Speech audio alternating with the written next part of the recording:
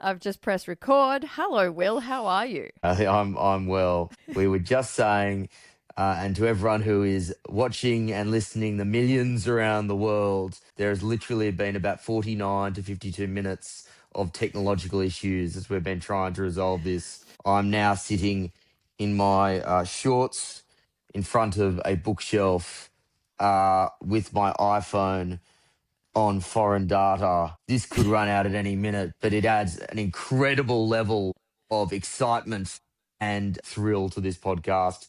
Get excited, everyone. Strap yourselves in. Thank you for that. I like how you said foreign data. I'm going to skip my intro because I suck at writing That intros. wasn't an immigration thing, by the way. That was No, I literally know. I have a UK phone. No, well, foreign data. Oh, as in UK for because I thought you were talking about Australian data as foreign, and I was like, do you see yourself as a UK person now? Or have you left us? But you were talking No, about no. foreign data UK. Okay, that's fine then. Hey, so Will Kingston, tell me if this is correct. You are the host of Fire at Will podcast. You are a contributor at the Spectator, GB News, which is now apparently the largest news outlet in the UK. Is this true? And Sky News and various other things, but you're not a conservative, really, even though some of that might make people think you are. How do you feel So about yourself? I do. How do I feel about myself generally? Like, when I wake up in the morning, generally levels of self-loathing, but it gets better as the day goes on. But if you're Oh, asking you're about the still CV, Australian then. um, That's good. I host the Fire at Will podcast, which is produced by the Spectator. I now co-host the Saturday Five, which is a show on GB News, which you are right is the top-rating news channel in the UK. And then I dabble in other media gigs here and there. But they're my two major, I guess, contributions to the public discourse. I don't consider myself a conservative, although I am heading in that direction because the Interesting. UK, I live in the UK at the moment. The UK can be quite radicalizing in that way. I've always called myself a libertarian. I'm now probably libertarian, but there is the odd conservative instinct which is starting to filter into my consciousness. Well, we all know the Winston Churchill. You're probably hitting that age. The Winston Churchill quote about how you become a conservative when you get older. Well, sorry, can we swear on this podcast? I call Yeah, BS it's on that. fucking Haley Yeah. rock and roll. Haley Mary Quite Control. This isn't the news, mate. You Yeah, can say what you want. yeah, We yeah. No, actually believe in free speech on the internet. no, 100% sex, drugs, and rock and roll. Except I never quite managed the sex when I was younger. No, I've always called BS on that because I think if you're a socialist when you're younger, you have no heart. When you're a conservative when you're older, you have no head. Yes, I'm sorry, you're still an Yeah. idiot if you're a socialist when you're 20. I'm not going to let those kids off scot free. You should But just you're like allowed have to common. be an idiot when you're 20.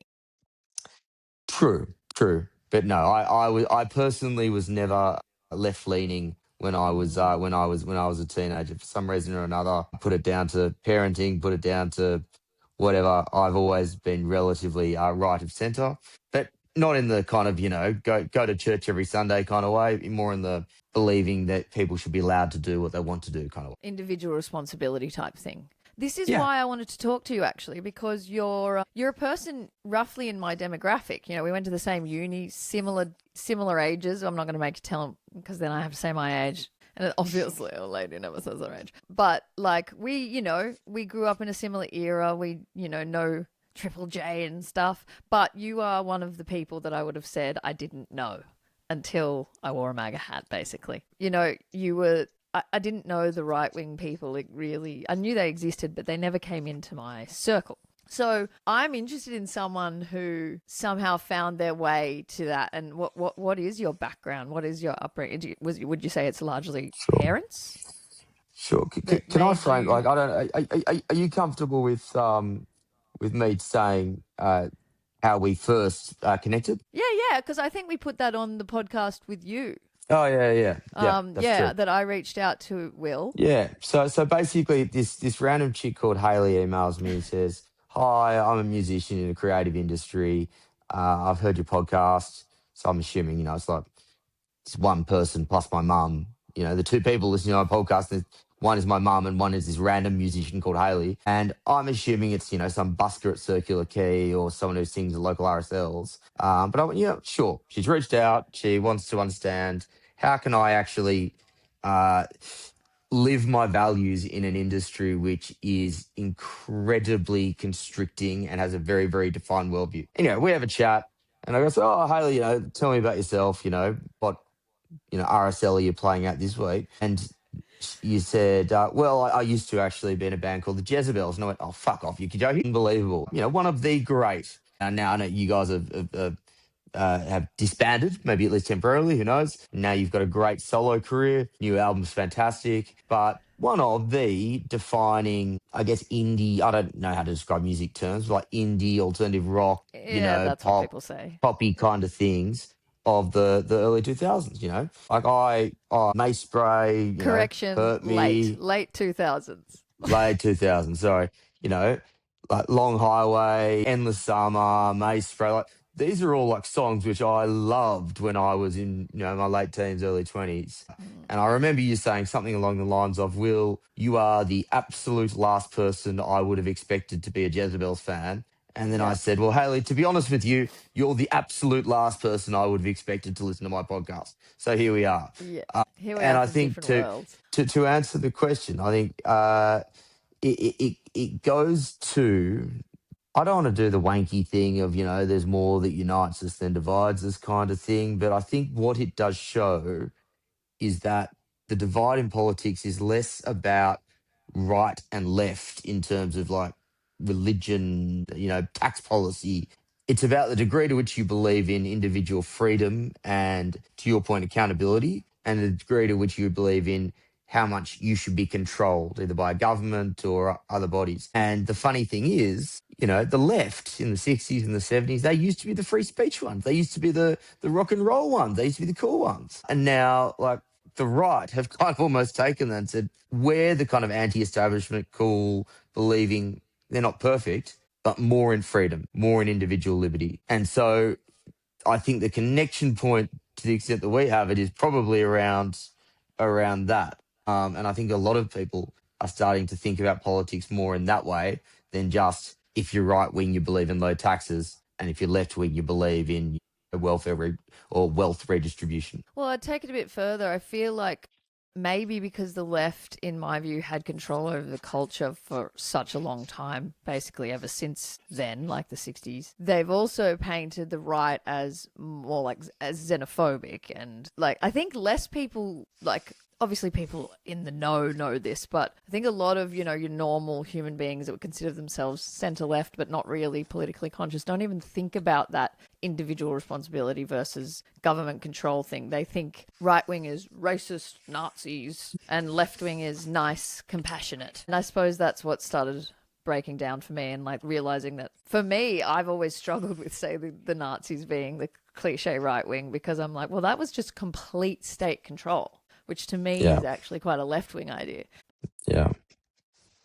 On the xenophobic idea, you are living in the UK at the moment, and you recently had a little bit of a viral moment, it seems, which I did book you before. I just want everyone to know that I was into it earlier, like, before it was cool. My booking fee would have gone up $1,000 if it was a week later. So consider yourself lucky. Yeah, I feel very No, lucky. just in case. Well, no, but Case seriously, there are no you've been booking fees. chatting I'm to. very. Yeah, no, he doesn't charge me much to talk to him. But you did I did watch your Megyn Kelly interview, which is very good. Congratulations. But you've also, before your viral moment, you've talked to some pretty impressive people. John Howard, Dave Rubin, Tony Abbott, I believe, Douglas Murray, Nigel Bigger. I'm interviewing Tony again tomorrow. I'll send you regards. Good for you. Yeah, please do. Why not? Nigel Bigger. Graham Linehan, you had this is a funny one. You had I was looking through it. You had a podcast that was called The Uncancelling of Graham Linehan. Linehan, is that how you pronounce it? But then at the time I read that he was in prison. And I was like, well, that uncancelling didn't really last very long, did it? No. But your viral moment. I could have actually titled the podcast that I did with you with the same title, by the way. But that's It was that's a bit premature. I wasn't uncancelled. I was just cancelled. But your viral moment the other day was in response to the Manchester terror attacks. Is that right? and you Yes. basically sort of let politeness go and made a statement that was pretty much openly criticizing the multicultural dream. And I think a lot of people are finding the courage, or if you're a left-wing person, finding the xenophobia to do that. Your statement was sort of saying basically like multiculturalism isn't working, and the cliche of, well, we get good restaurants out of it is not enough to justify letting Jewish minorities be killed, or, you know, rape Mm. victims be silenced. What is it about your view that's against multiculturalism that makes it different from being just a classic xenophobe? Because obviously my audience are going to be people who, some of them might be consider themselves right wing, might agree with you. Some of them are going to be like old Jezebel Sure. fans that are watching this going, what the hell is she doing talking to this Sure. xenophobe? So Sure. why do Yeah. you May differentiate your spray views? may spray the bastard to use a term, yeah. If only it was legal, we could. But that's another libertarian position. So, yeah, why are you not a xenophobe in your view for being critical of multiculturalism? It's a fair question. Well, I think we need to start by defining what multiculturalism is. Mm-hmm. Multiculturalism isn't about race. And I think that the left have conflated race and culture in recent times. I think they've done that very deliberately, and I think it's been quite cynical. I don't think you'd find almost any sensible person that has a problem with a multi ethnic society. But multiculturalism is very different. Multiculturalism basically means that you have a series of different cultures that operate independently, generally under the norms of the cultures from the countries of the people from which that particular community have come from. And many of those communities have values which are very, very different to a Western liberal democracy. It isn't as bad in Australia at the moment. But what you have in the UK effectively are a series of ethnic and cultural ghettos, which are dictated by the norms of the majority ethnic and cultural population that they've come from. So, for example, Birmingham is, and I can't give you the exact numbers, but there is a huge Pakistani Muslim population. Now, I'm sorry, but if you're going to call me a racist for saying that in Pakistan women are treated as second-class citizens, if you're going to call me a racist for saying that in Afghanistan women are beaten if they are seen reading in public, their eyes are plucked out. Literally, if a woman is seen reading in public, there have been cases where a woman's eye will be plucked out on the street. You can't tell me that that is a culture that is compatible with a Western liberal democracy, which we have built in Australia since either, depending on how you want to look at it, in 88, 1901, whatever, but over Western civilization since, the Greeks and the Romans. No one's going to be able to convince me that a culture that treats minority groups like that, that treats women like that doesn't believe in the separation between church and state or mosque and state in this instance like that. Yeah. I'm very happy to be called a racist if you're trying to tell me that we should treat those cultures equally. They're not. So that's, I guess, a slightly longer way of saying that this isn't about race. It isn't about ethnicity. This is about believing that we have built a culture in Australia and in the United Kingdom, which isn't perfect, but a Western liberal democracy is the best way of organising society that we've come up with. And by importing a lot of people who have come from cultures that don't share those values, it is just more likely that they are going to bring those particular attitudes into countries like Australia. And that is going to put particularly women and children at risk. And if you want to call me a Nazi or far right for saying that, I'm very happy to pay that price. I think my comeback when people call me a racist or Nazi is, I'm like, well, do you mean 1920s or 2020s? Because they're very Mm. different things. The 2020s is like, you don't have to do much. Yeah, okay, that is a good answer. Sorry, there's a lot to take in with it all. Yes, if I'm rambling, sorry, please just tell me to No, shut no, up no, and no, no. move I forward. was also just focusing on the fact that the visuals were kind of blurring, and I'm hoping that's just the uploading thing, and that I'm not Yeah, it'll be fine. filming it like that. I've got a face for So you got. radio anyway. I hope it's as blurry as possible.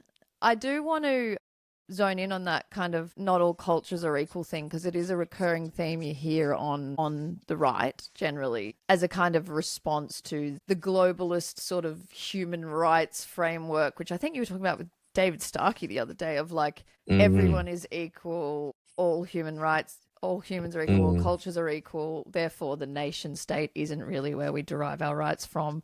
Therefore, Western democracy isn't really any better than a Sharia law run sure. state or whatever. And I think there is an argument to say it is not that we're better or that they aren't cultures that are of equal value, if you were to say from, you know, the eternal realm or from God's view or whatever. These are all cultures. They're like, you know, in especially in Arab cultures, they've contributed to a lot of amazing developments throughout history. But I suppose what I would say more is that they're just not compatible. And the irony of it is that the values that conservatives are saying what they wanted, like perhaps like yourself, but I know you're not a conservative, but let me get this out. So the irony is that the things conservatives are arguing we should protect about the West are actually the liberal values. So like the women's rights, the gays' rights, you know, the freedom of speech, the not being suppressed by Christianity or a church. And I find it weird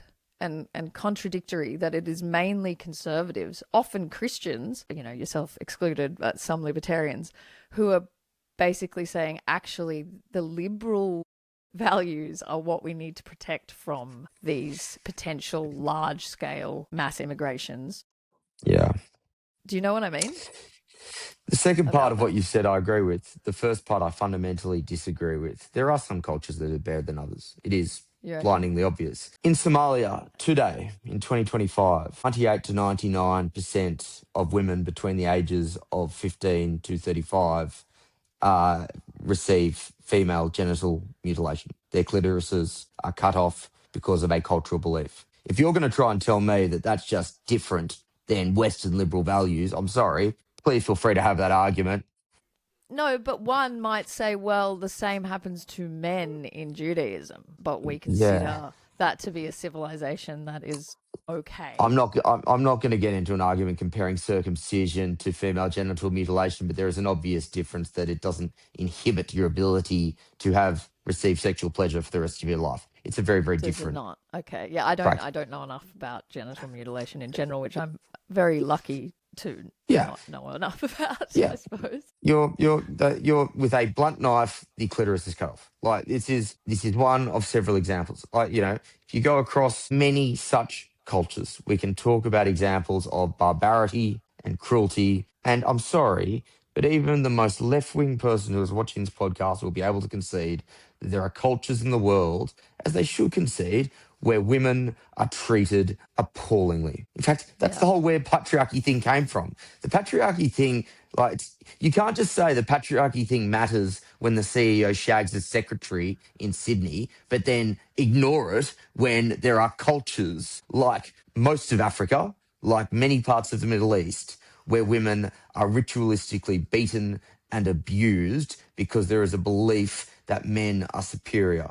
So I think this is a slightly long and roundabout way of saying what I think is bleedingly obvious, which is yes, there are some cultures that are better than others. And in fact, there are some cultures which are morally abhorrent, and we need to have the courage to call that out. Because if we don't, then particularly in this instance, in the examples that I've just mentioned, more women and more children get hurt, more women, more children die. It's as simple as that. Yeah. So why do you think, because I've got some theories, but I'm interested in yours. Why do you think is it just Western guilt that we believe that maybe, uh, you know, through Christendom or white colonialism or whatever it is, European colonialism, that we have somehow created these problems in these nations and we have a guilt about it. Is that all there is to it, or is it an empathy, like an actual desire to see everyone as equal, or like why have the UK sort of let it go this far? And I'd also like to talk about the grooming gangs and how they let that go so Yeah, far, and yeah. how I guess a level of governmental wokeness, because I think a lot of Australians don't know about that. Sorry, that's Yeah, a we, lot of we questions. Just no, go no, where no. you want with it. We can talk about the grooming gangs because I think there is actually an analogous example in Australia, which is what happens in remote Indigenous communities. But let's Right. put that as its own separate topic. To Yeah. answer the first part of the question, historic guilt plays a huge role in this. But I think the other thing is just either a willful blindness or an ignorance. So I put that statistic around female genital mutilation in Somalia on Twitter the other day, and I can't tell you how many, but many replies from people saying, Grok, is this really true? As in, they were trying to get a gotcha, as in, this right wing guy's lying. And Grok comes back going, actually, if anything, it is understated. From the most recent reports, it is at 98%. It is closer to 99%. There is I think, like, we talk about these things in the abstract. I think there is this, like, when we think of Australian history, for example, there's this noble savage myth, which, again, is the same with many parts of the world, where you will ignore, for example, that in pre-colonial Australian culture, rape was just a part of life for women. You'll ignore that, you would be speared in the thigh for the most minor of misbehaviors. There, I think, is a bit of an ignorance of the reality of history, but also the reality of what actually happens today. If someone who was trying to make the argument to me that, we need to treat Somalian culture with the same respect that we treat Western culture, I think I would hope that if you put them in Somalia for a week, they would change their view. Unfortunately, I think some of them wouldn't, and that's where this incredible power of ideology comes into the story, and the way that people can have a particular worldview. And even when faced with facts, you mentioned the UK, we now know that an Afghan refugee is somewhere between 22 to 24 times more likely to commit sexual assault in the UK than someone born in the UK, a UK citizen. Now, am I saying that every Afghan would commit that crime? Of course I'm not.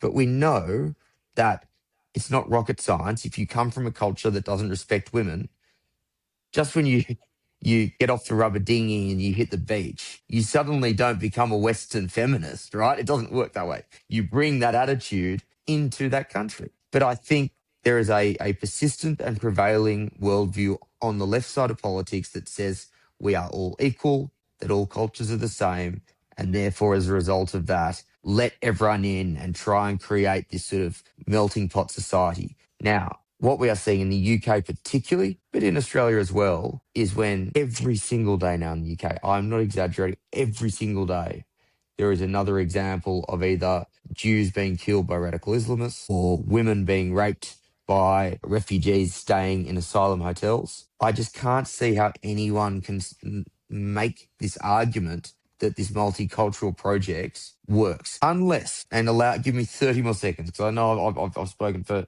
longer than I should No, have. it's good. It's good. The multiculturalism that Australia embraced in the 50s, 60s, 70s, which basically said Western liberal democratic framework, which everyone abides by, and then you add the best bits of all the other cultures. You get the good Greek restaurants, you get the largely compatible cultures from Europe that bring wonderful additions to Australia. But you still have to have that overarching framework. I think what's happened in recent times in countries like Australia and the UK is the overarching Western liberal framework has been pushed to one side, and it is basically everything's equal, do what you want to do. And the end result of that has been increased crime, has been a fracturing of social cohesion. And quite frankly, if you walk through the streets of London now, a city which is not nearly as livable or enjoyable or as good as it was, say, 20 years ago. How much of allowing this to get this far do you think has been sort of, I'm trying to look for the word, enabled by the fact that people couldn't speak out? I'm sort of referring to your non-crime hate incidences and these.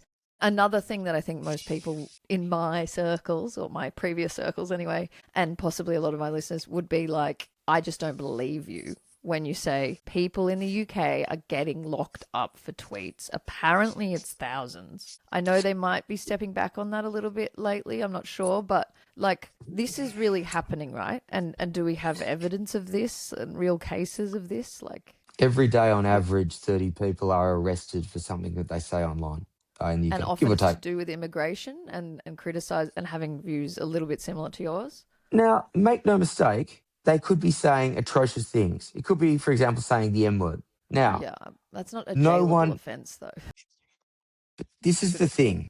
No one is saying that that is not morally abhorrent. No one is saying that is not disgusting and should be condemned in the strongest possible terms. But in a Western liberal society, you don't jail people for using despicable language or saying despicable things because we've worked out that on balance, it's better for people to say that than to have a government or a central authority decide what is and isn't acceptable. This isn't an idea that's just popped into my head in the last 5 minutes. This is something that we've worked out over thousands of years. But Well, not to mention the unfortunately, cost of keeping people in prison for words when you can't well, even get like the criminals off the street because you don't have enough funding for your police. yeah, Sorry, that's sorry right. to interrupt there, but it's expensive. So the limitation on speech is a critical part of this, in part because in many ways, some of these ideologies are just indefensible when put up against any form of logical criticism. The So gender it's ideology required debate. to limit people's speech Why, why, because why, why do you think rule number one of the gender, like kind of ideologues is basically don't debate? Like it is literally part of the playbook. You do not get into debates with transphobes because you can't argue with a biological reality. You can't argue with the fact that a man can't be a woman. That is a fact. That is as much a fact as saying the sky is blue. In fact, I lie. It is more of a fact because sometimes the yeah, sky can be grey. Like it is yeah, like sky is a bit more literally ephemeral than gender or than that's sex. right. Yeah. The sky is non-binary. The Um, sky is on a spectrum. It actually has rainbows. yeah, that's very, very true. That's a very bad example, but I've used it before. I try to think of like a good example, like gravity is real or Yeah. something. But the bottom line is that the censure of speech is incredibly important in the broader identity politics type ideology because so much of it just doesn't stand up to even an ounce of logical scrutiny. Yes. And that is why I think that it goes hand in hand with increasingly authoritarian restrictions on speech, which you will see in the UK and which you see in Australia. Couple of tangents we could go on there because there's a fork in the road with the gender stuff and the immigration stuff. Can we stick with the immigration for a second, even though Mm, the other stuff is mm, interesting? There is a difference between the gender ideology stuff, which really is just bending the fabric of reality and doesn't really hold up sure, against most sure. argument. And then, say, an immigration thing, which might actually just be a question of like degrees, because we do know that people can come from a culture, but their race doesn't mean that they can't assimilate, and maybe it's just amount of managing the numbers because we have had non-Western people in Australia Yep, for a really long time and it's yep. worked so far. So what would you say, because Australia is so behind, generally what we're 5 to 10 years behind the UK, would you say there's anything we could do to prevent this sort of Yeah, I guess nightmare happening yeah. here? What are we doing right? What mistakes are you seeing us make already that the UK already made? What can we Yep. learn? Well, number one, immigration is not a yes or a no question. I'm an immigrant in the UK. I've been an immigrant in the United States. I don't think immigration is a bad thing, quite the contrary. But instead of saying either yes or no to immigration, what we need to ask is where from, how many, and how quickly. And I think that is the way that you frame this conversation. Now, the problem is we've got each of those three questions wrong in Australia over the last 5 years. And as a result of that, you have seen in parts of regional Melbourne social fracture. That is why you have seen impacts on the property market. And that is why you have seen people get increasingly frustrated by immigration policy. And then that, and to, the, the most ardent liberal Jezebel's fan who's listening, I would say that is a tragedy because it has pushed, genuinely racist people to say, well, immigration is off. Don't let any black people in. Don't clip, by the way, don't clip that 5 seconds. Please put this in the broader context. Oh, the Um, old um, context. yeah, that's right. Yeah. Yeah, that's Yeah. often forgotten, isn't it? The Charlie Um, Kirk uh, phenomenon. yeah, Yeah. making immigration a yes no issue actually then forces more people to really radicalize positions, which are also really wrong. So Yeah. I think my basic rule with immigration is A, you should be a net contributor to the economy, and B, you should come from a country which has broadly culturally compatible values. At the moment in the UK, there are over 1 million non-citizens who are receiving welfare from the government, which I find unbelievable. Like, I just don't think if you've been given the gift of a visa into a country, you should therefore be taking money from the government when there are English women and men who are sleeping on the street. For me, that is really, really unusual and odd. So I think, yeah, you should be contributing. And I think you should come from a culture which is broadly aligned with the country you're entering into. And again, call me a Nazi or a racist if you want. I just don't think that sounds particularly controversial. No, no. Okay, so where does this come from? This sort of, it's controversial, it's Nazism, it's we're going to lock you up because, I mean, you could blame it all on like liberal compassion or, everyone's equal. We just want to help refugees. But you could also get a bit, internet conspiracy and start thinking the globalists or the Labour Mm. Party just want them in to vote for it. Like, what does the state or the powers that be, if you, I don't know who you'd want to sort of conspiracize about, but like who gains from this? Because there's a lot of stuff that doesn't make sense. Like as Keir Starmer, he's just got hell on his hands. Why would he want to enable this? What does he get Yeah. out of it? Is it, or does China get something out of it? Like, could it be overseas operators that get something? Like, why is this happening? Have you theorized My, anything? my mind doesn't go in that direction. So I think in terms No. of Australia and the UK, basically for the last 20 to 30 years on a per capita basis, our economy hasn't really grown that much. So you want cheap money, a cheap tax base? What does No, so immigration basically theoretically do for that? it is cheaper to bring in low skilled, low paid migrants than it is to train up Australians via, say, improving your TAFE courses. It is a very easy way for governments to artificially boost GDP numbers because the headline economic figure when governments are trying to say how well we're doing is GDP. They never say GDP per capita, which is GDP divided by the amount of people in the country. And this is why so many people will go, well, hang on, the government's telling me that GDP is going up and that we're growing, but I don't feel any better off. And that's because Mm. GDP per capita is stalled and has largely been in countries like Australia and the UK for, 20 odd years. So there And is we an used to economic be the argument, richest per capita, didn't we? and we still In should be. Like, Australia. we have so much bloody, like, out of the top 10 most useful commodities in the world, I think we're in the top three for pretty much all of them. We are a middling economic power that should be infinitely richer than what we are, but we've been run poorly for at least 20 years economically. And as a result of that, you have Australians who are really struggling. So there is that economic argument as to why this takes place. And then the second argument is just pure ideology and that kind of um, the nation state is meaningless. We're all the same. All cultures are equal. Therefore, let's just try and kind of put everyone together and see what happens. So I think it's a Yeah. combination of those two things. Yeah. You say And run poorly. can I make an example of that?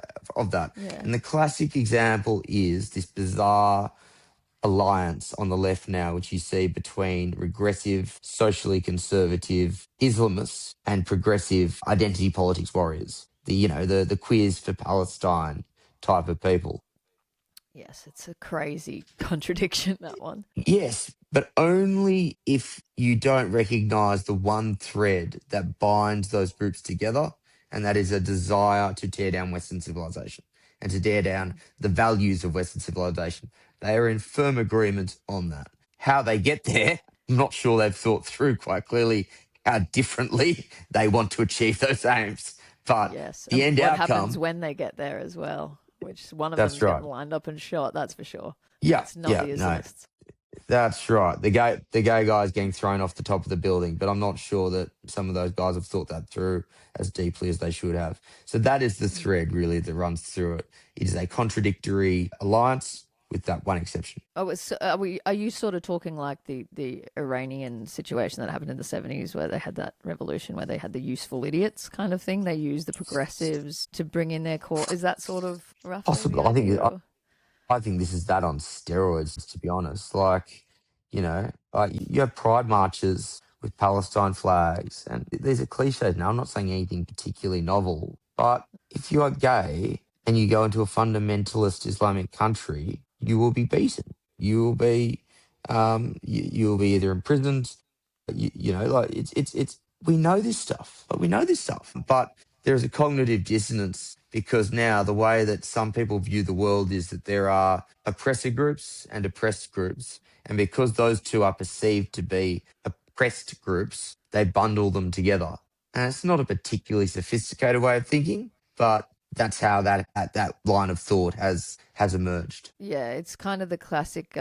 If you take the negative view of Marxism, it's more about the hatred of the rich than it is about bringing up the poor, or it's more about having a I common enemy that we despise than it is about bettering the situation for anyone, really. I would never take a negative view of Marxism, Haley. How dare you? um, when you were speaking before, I get this a lot when I hear. Do you mind if I call you an opinion journalist? Do you think of yourself as an opinion I'm journalist I'm or not a I'm I'm not commentator? I'm not I'm not a What? journalist. Like I've never trained as a No. journalist.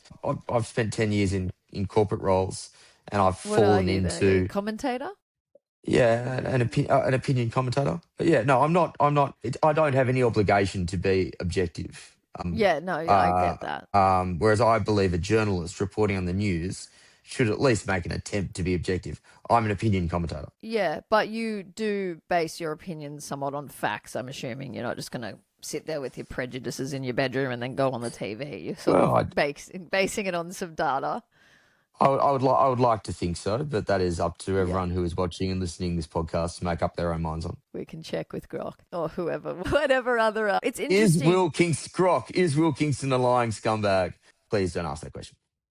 Why commentating and not, getting into politics? Like I listen to a lot of commentators, podcasters, people with opinion, myself included, and I'm like, it's saying it's run badly. It's like, well, why don't you come back to Australia and run it better? Like, because I often feel, as a musician, it's funny, I feel sorry for politicians because there's a similarity in that, like, everyone criticizes you and all these non-musicians will critique your work. And you're like, why don't Mm. you write an album, And I'm critical of the government, obviously, but we all are because they run the show. That's the job. People are going to be critical of you. But sometimes I go, well, why don't you give it a go? Because I mean, what would you do differently, or what would you have done differently? I know I can think personally the economic situation we're in is a lot to do with COVID and how they badly managed that. But what would you do differently if you came in now, as a politician? Yeah, there are a couple of things. So the reason I wouldn't get into politics immediately, and I haven't ruled it out, um, Ah, but I haven't ruled it out. There you are. There's a little tidbit. hey, But I'm 35 years old, and I have I'm not married. I haven't had the experience of having children. I haven't had the experience of paying for a mortgage. I've been very fortunate to go to really good schools. I think, to be honest, I think I would be a more effective politician at 50 when I've actually had to deal with a lot of the issues of the people that I would be nominally leading. So the short answer is, I think life experience. I'm not saying I think I'd be a bad politician now. In fact, just I think I'd probably be better than the vast majority of the politicians. But that's not because I'm great. That's because most of our politicians are woefully It's not mediocre. hard. Um, Yeah. I think, but yeah, generally, I think that this whole thing of, do a arts degree at Sydney University, join the Young Liberals or Young Labor Party, then become a staffer in Canberra, and then be pre-selected into politics means that you get scummy, mediocre losers who end up running the country. And that's what we've seen effectively. That's what we've Like, seen. Yes. I went to the Libertarian Party gala the other day because for some weird reason I've been attracting libertarians into my life and they said, "Do you want to come to the gala and see what we're about?" And I went, "Sure. I like a black tie event and a free canapé." So I went and it was really interesting. But what I was struck by was everyone there was real life experience people who have fallen into politics because and from various walks of life and even with quite a lot of different opinions. Like some would be more yep. left, some would be more right, but they all believed in there's just too much government control over everything. I spoke to one of the cops who, I forget her name, which is a shame. I'd like to get her on the podcast. One of the Mm. Victorian cops who kind of spoke out against the way the policing was happening during COVID and decided to leave. She'd lost her job because she was speaking out against it. Politicians that, used to be architects or engineers that spoke out and got fired. It was all basically people who were really good at something before and Yep. couldn't stand for this government overreach or Yep. wokeness that was taking over their industry. So that, do you know much about the Libertarian Party? I have spoken to members of the Libertarian Party. Yes, like I've spoken to John Ruddock several times. Yeah, like I am aware of the Libertarian Party. The reason I Uh, ask, or do you want to no, no, go you on. can I do have a reason for asking, is that I'm wondering what the future for an alternative to the coalition is in Australia. And I know you've spoken to Pauline Hanson, who, when we talk about the I don't know because I was a kid, but there is a bad reputation there for xenophobia. Whether it's deserved or not, I can't say. Yeah, I think, growing up in the 90s, someone like Pauline Hanson was considered a racist. She was yeah, like the stereotype of racism. I'm not yeah. sure if she deserves it, but do you see One Nation being able to shake that off, and are they the right alternative in your opinion, or do you think maybe more a new party that doesn't have that Yeah, a couple of past thoughts. could be a better option? Yeah, number one, I don't believe that Pauline Hanson is a racist. Number Right. two, I don't think How a come? nation Well, is because I don't think she's demonstrated it because I haven't seen any evidence that she is the answer. do you know about the allegations that made her a racist in the past, or were So you the too problem young as was, well? well, I think the term, I think she used in her main speech something like we're being swamped by Asians. Now, this is a woman who was from somewhere from like far north Queensland, fish and chip shop owner. Like I did a law degree from Sydney University. I would probably expect me to be somewhat more eloquent than someone who was a fish and chip shop owner than in far north So you Queensland. think we're That actually doesn't make guilty of classism when we call her a yeah, racist, perhaps? I think there is a large element of that. Yes, I think there's a large Yeah, element of that. Yes, doesn't make me smarter than her. Doesn't make me better than her. But I probably would have phrased it in a way which is a bit more tactful, diplomatic. diplomatic. What she was effectively trying to say was two things. And again, I think her maiden speech was 1996. I was 6 years old. So forgive me, ladies and gentlemen, if I don't get entirely right.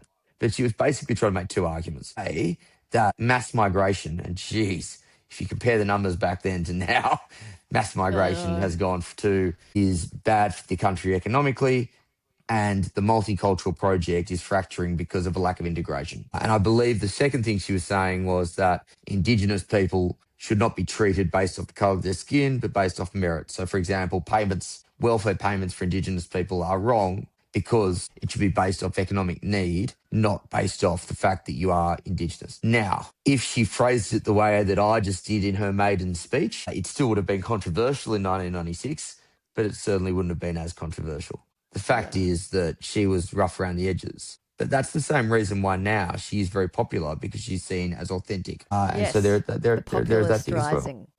Yeah. Yeah. So no, I don't think One Nation is the answer, but I do think that there is a lane for something like Reform, which is the party which is currently 10 points ahead in the polls in the UK, and Nigel Farage is on track to become the next prime minister.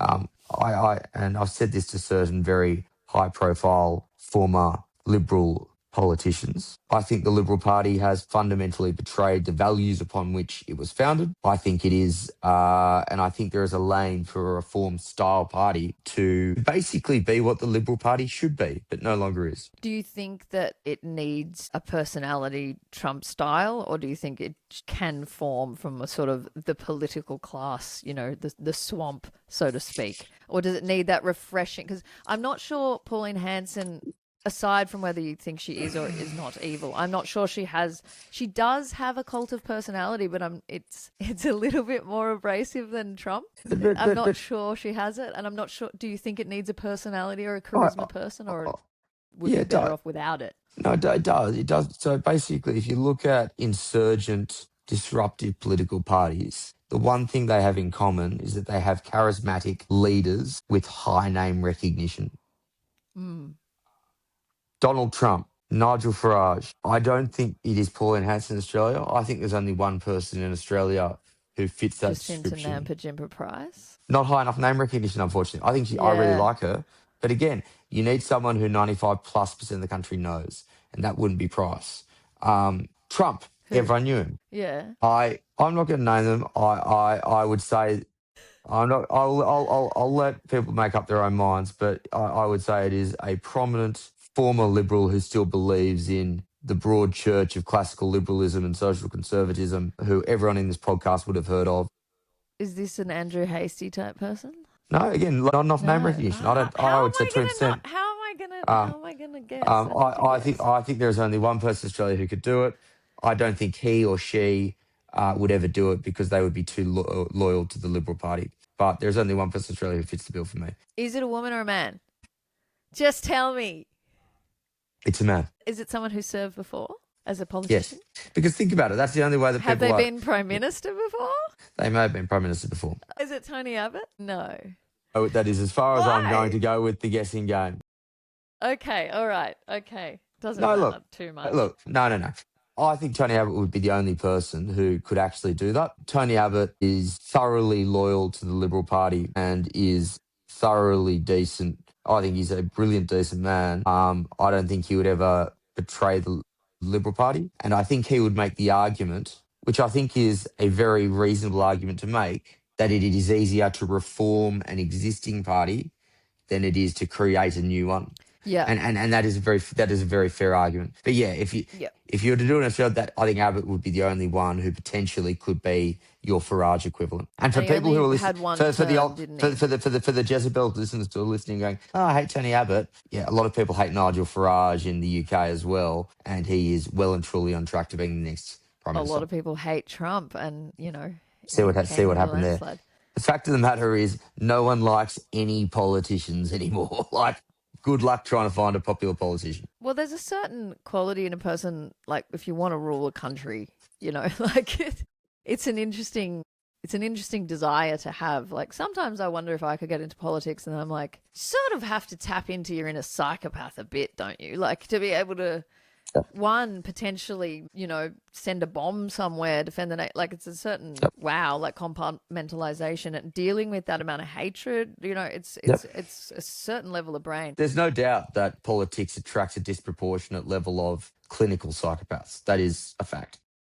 But they have a it sounds like I'm purpose, those joking, people. but it's true.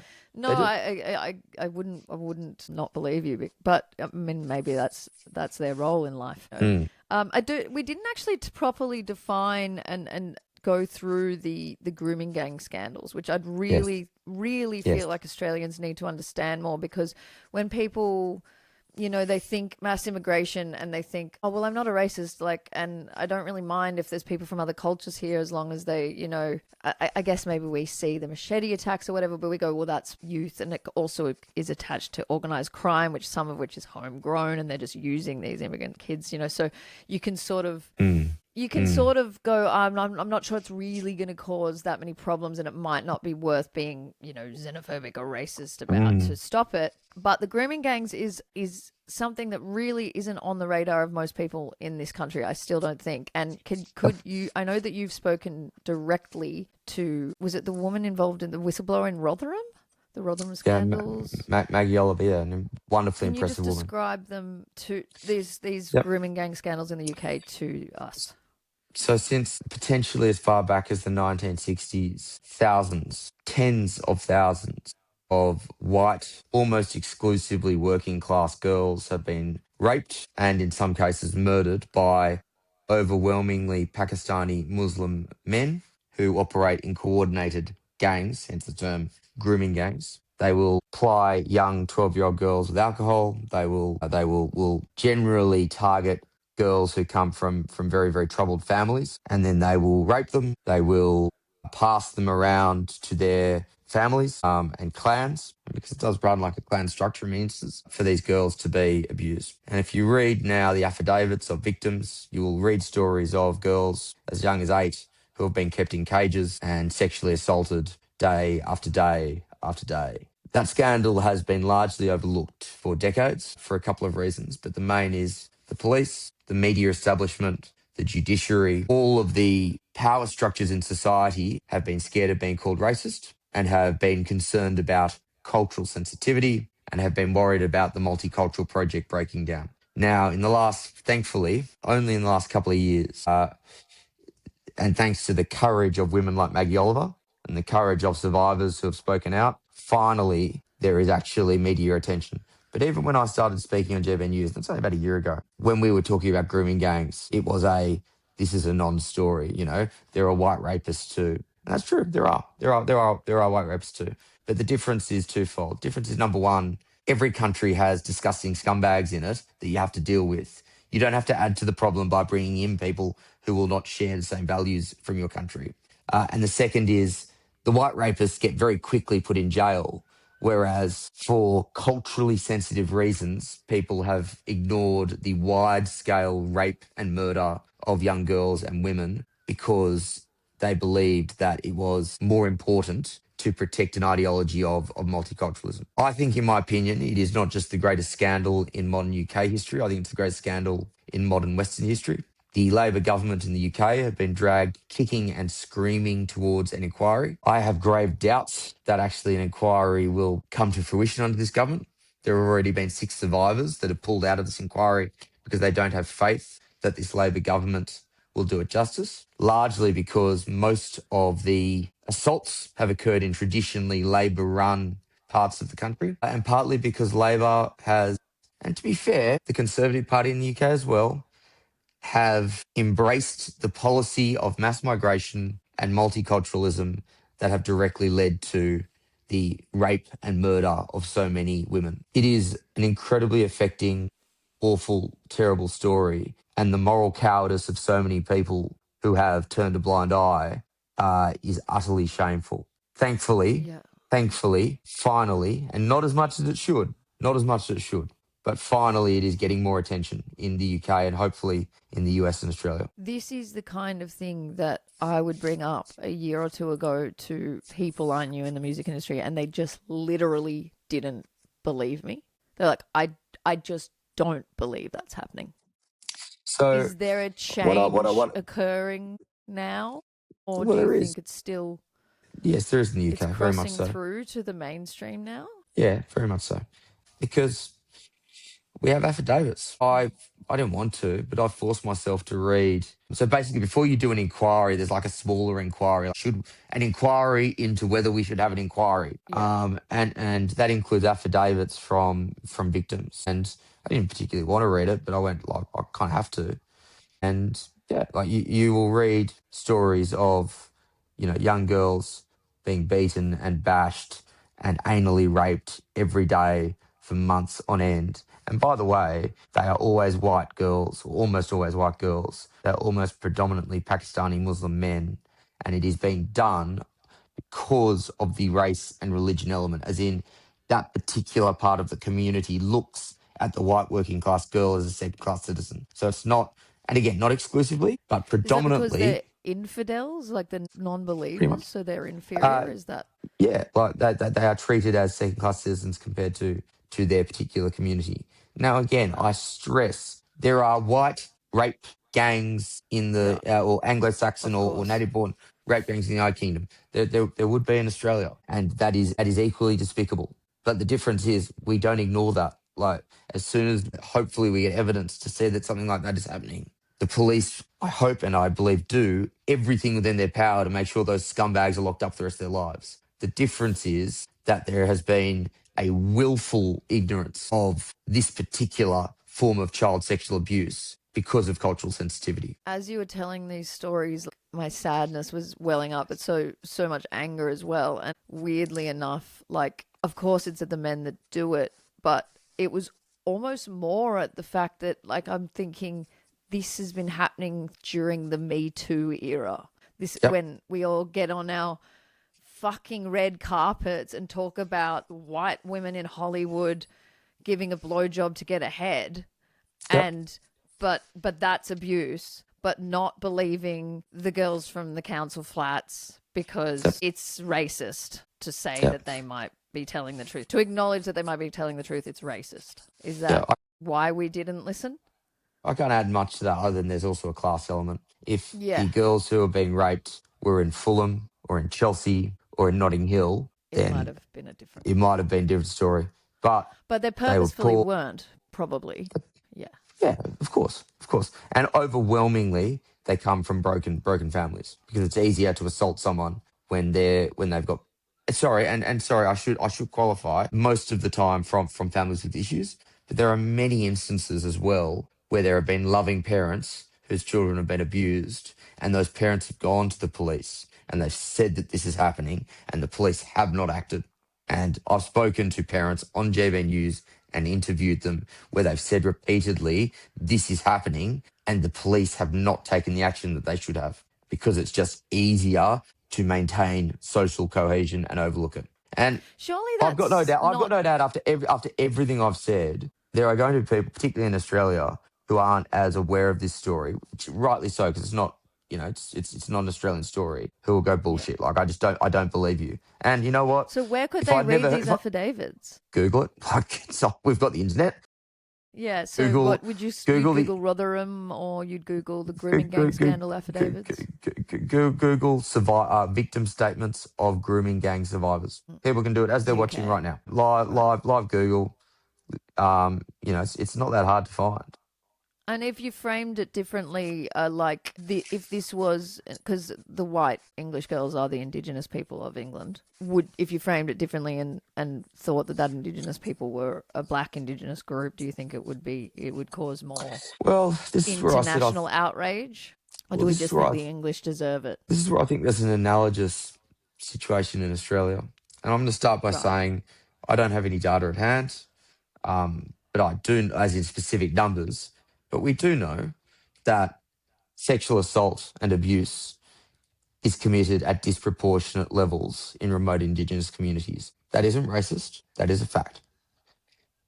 And I think that it is not paid the attention that it should for the same reason, for cultural sensitivity. I don't know the scale. I don't know the numbers exactly, but I think that there is an analogous situation that currently happens to this day in Australia where it is just easier not to look in that direction because we are scared of fracturing the multicultural project, and particularly because quite because there have been horrible injustices committed against Mm. Indigenous people in the past, which no one is arguing. But it's almost like as a result of that, we shouldn't we should turn a blind eye, or at least turn more of a blind eye. Well, I guess I understand the desire to want to turn a blind eye, because if you're going to try and fix something, you really want to make sure you're not going to make it worse. Like, I have a friend's partner is a cop, and he sort of talks about, obviously the stolen generation is what looms over these Mhm. problems. Like he's gone into Indigenous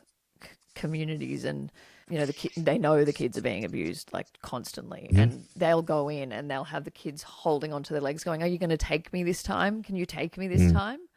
Like, Mm. please, why aren't the cops here to rescue us? And obviously you can't, and it's got to be with very, very great care that the state ever considers taking anyone Yep. from their family. But Yep. you don't want to be having another sort of interventionist thing. I mean, it goes beyond race, like anywhere.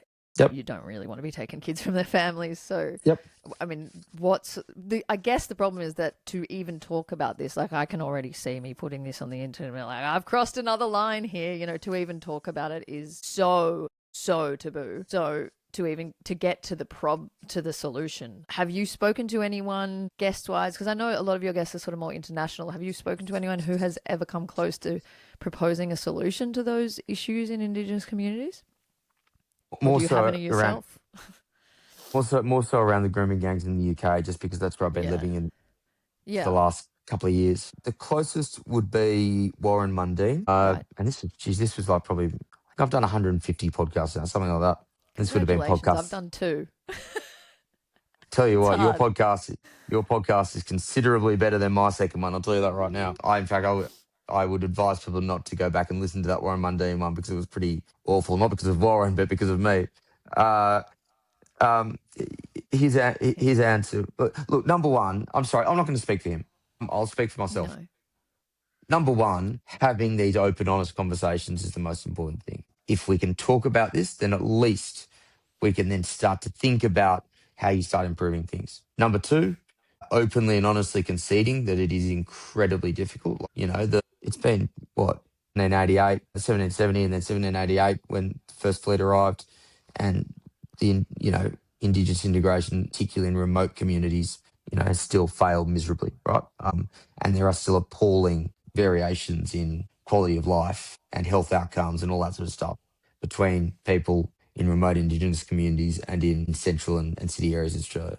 But no one's arguing that. So the second thing I'd say is humility to say that plenty of politicians and plenty of people smarter than me have tried to work out how to improve this and have failed miserably. Someone like a Warren Mundine would say it all comes back to A, education, and B, economic opportunity. Like the education side is, schools in most remote Indigenous areas are either non-existent or woeful. And B, there are no jobs. And if you don't have a job, like, what are you going to do? You're going to, you're more likely to commit crime, take drugs, all that sort of stuff. But again, we are a massive bloody country. It's very difficult just to say we're going to set up, a startup hub in Alice Springs, right? So like, I think you got to have the humility to understand that this is an incredibly difficult problem to solve. If you're going to be, if you want the answer in principle, it would be A, open and honest discussion, B, better education, C, better access to economic opportunities and jobs. A lot of that sounds location based because, I mean, like, and I think this is where some of the prejudices happen with non-Indigenous people when they see the conversation about, trying to help Indigenous people or, it appears that they get all these help, they get the welfare and the this and the that and the scholarships. And then when you're in the city, all of the Indigenous people I know are better off than me, more successful than me. So you don't see that. It's just not visible really. So it feels very locational, but then to try and bust them all into the city would be very interventionalist as well. So it's like, yeah, you're right. It's almost a resource issue where how do you bring jobs to remote communities without, we're not exactly our most affluent. Yeah. But yeah, it feels to me like it would be more of a capitalist endeavor than a state-run one because the state, I'm just riffing here, like the state has just fucked it every single time they've tried to help the Indigenous people. And I don't know if that's just to do with the fact that maybe they take on so much, but also maybe they don't have the money or whatever. You should get Warren Mundine on because this is his big argument is, and there have been successful stories of highly impressive young Indigenous people, building businesses, being entrepreneurial and improving their local communities. So I think you're right. That is certainly a part of it. But again, as we said earlier, I'm in to the direction we're going. That, and also I'm an opinion commentator, right? That's what we just said. Talk is cheap, like it's easy to say, it's very, very hard to do. I wasn't trying to say that talk is cheap. I think it's important, but yeah, you're right. It is. It's easy to have ideas and much harder to execute them. Yeah. We've not got this right in 200 years, and many people have tried. And the sad thing is, like, I saw a tweet the other day that was like a musician, a left-wing musician.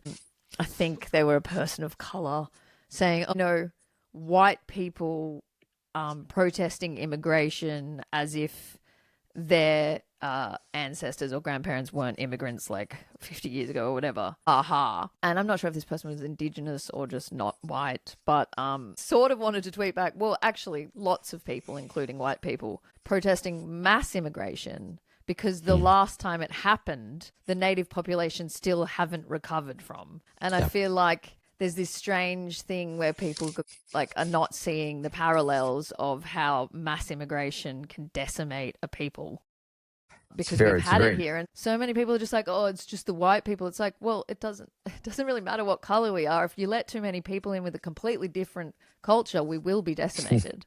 And it's a very, before. very, very interesting argument that I've never heard before. Actually, it's a fascinating argument that I've never heard before. Well, I don't. How do you think the Indigenous are going to fare when more hugely different cultures come in? Do you think that they're going to be better off? No, but you're right. You can make an analogy between settlements and mass immigration. That's a very, very interesting argument to make. That's ultimately what it was. Yeah, that's a very interesting argument to make. Moving over for a better life. But again, I come back to what I said before. I think you can't make it a yes or a no question with these people. You've got to say, what's the old, John Howard line? I was such a politics nerd at school. There's a reason why, I was a virgin for longer than I should have been. It's because I could quote John Howard almost, kind of word for word. That was not cool. It's kind of cooler now than it used to be. Like, we are a kind and compassionate nation. We take more people on a per capita basis than almost any other country. But we will decide who comes to this country and the circumstances in which they come. And that fundamental principle hasn't changed. Like, immigration is not a bad thing per se, but it needs to be advantageous to Australia. And to use Tony Abbott's term, people who come to the country need to join Team Australia as opposed to being opposed to Team Australia. Just like I, as an immigrant in the UK, would like to think, and again, it's easier because we are culturally compatible countries. Embrace the culture. I'm respectful of the laws, the values. Again, it's an easy culture to respect because it just means you go for country walks and have drink beers on a Sunday in a pub. So it's not exactly a difficult one to integrate into, or at least I don't think it is. Well, what would It you goes say to, to? Sorry, finish your sentence. but yeah, like It's an you've easy got to make. culture. Well, it's a compatible culture. That's the point. We Mm. are, we are part of the Anglosphere, and so they are culturally compatible. And that's why, Yeah, my immigration, knock on wood, so far hasn't caused any problems for the country. Famous last words. we'll see. You're making some waves at the moment. What would Yeah, you sorry or about maybe Tony Abbott say? pissing off a few lefties and causing problems for the country. I count as different things. What would you, and I'd love to hear what Tony Abbott would say to, I guess, people that would say, well, yeah, that's a valid argument in the UK where you're dealing with British culture that's indigenous, but Australia is a settlement nation. We shouldn't really be here. Like, are they just kind of being anachronistic and living in Yep, the pretty much. past? Yep, Yeah, pretty much. okay. Like, the reality is we Because are you got to here. deal with now rather than the utopian past. The reality is we are here. The reality is if the British didn't colonise, another European power would have. The reality is that literally any other European power would have been far more brutal and far more detrimental to the indigenous population. That is indisputable. If the Dutch or the French were to In have what way? colonised Australia, there would have been higher rates of violence. Sorry, I just had someone's AirPods just connected to the computer. Say again. If the Oh, Dutch and Indigenous, sorry, if the sorry, Dutch or the French, colonised Australia, there would have been undoubtedly higher rates of violence committed towards the indigenous population and less attempts at integration. And I'm not saying that it was a success story, but the British were the best possible option at that particular point in human history. Australia was going to be colonized, that was going to happen. Now we have to deal with that reality, and we also have to look at it in terms of a balance, right? So, were there acts of awful, appalling violence committed by white settlers against Indigenous Australians? Yes, of course. No reasonable person is arguing against that. At the same time, it brought the rule of law, it brought advances in medicine, in technology, it brought, I would argue, hugely improved rights towards women than what would have been the case in a pre 1788 Indigenous culture. It brought civilization. Civilization has problems. Let's make no mistake about that. But to just look at the bad parts and forget the wonderful parts of the Australian story, I think is not just sad. I think it's dishonest. and I suppose it does come back to even if you see it as more bad than good, the truth is like it did happen and we are here, and to reverse it would create more violence and horror than even the original settlement did. Yeah, So I this suppose you is just got to deal with the fact that Australia is Australia. And I struggle with the fact that we self-loathe ourselves so much because I think we've forgotten that, like, we seem to almost have decided we deserve to have our culture kind of taken away because we took yeah, away someone else's. Like, do you know what I mean? Like that Western guilt is like, well, we should just let it go. Like we should just stand here and just let it happen because if we fight, we're racists and we don't want to be racists. So whoever's coming, just let it happen because I don't deserve to be here because I'm not Indigenous, kind of thing.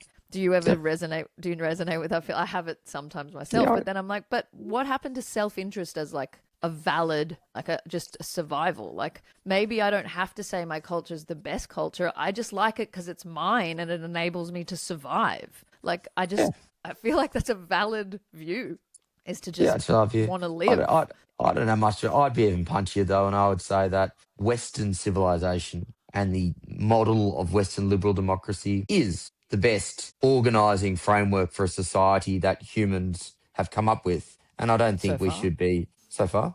Yeah, like, like happy to hear alternatives. But, for the people who tell me that socialism is great, but it just hasn't been implemented effectively yet, bugger off. Like, until you can actually prove that that there is a better alternative to the imperfect, but still, I think, on balance, best organizing framework for humanity, which is Western liberal democracy. I think it is something that we should try and analyze, be conscious of the flaws, try and improve, but also be very grateful of it as well, because it is from the Greeks to the Romans to the British and all that onwards. There's been a lot of, it has been built over many, many, many, many centuries, and it is there is far more good than bad. Well, I think that's a nice place to leave it, Will. Good, because I'm pretty much out of things to say. I've used all my good lines. I was about to That's start repeating good. myself.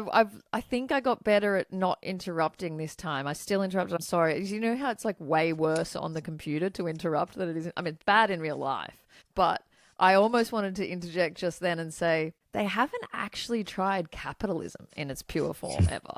We always say, oh, they didn't really try communism. They did. They've never tried pure capitalism with no state control. But I think, yeah, you're right. We don't have capitalism. We have Western democracy, and it does seem to have worked the best so far. I really I'm very grateful for your time today.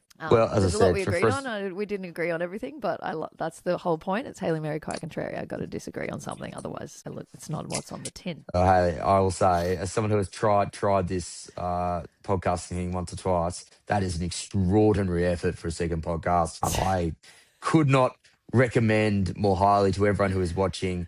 Click subscribe on YouTube or follow on Apple Podcasts, or do whatever you do. I love the conversation. Well, that's a lot coming from someone who's spoken to several former prime ministers and possible future prime ministers. I appreciate your time, and I'll let you go and prepare for said political royalty. And I hope you enjoy your time back here in Australia. And yeah, just let's keep in contact. Thanks, Haley. Have a good one. All right, wait. I'm not supposed to do Yeah, something. There's something I'm click. not supposed to do.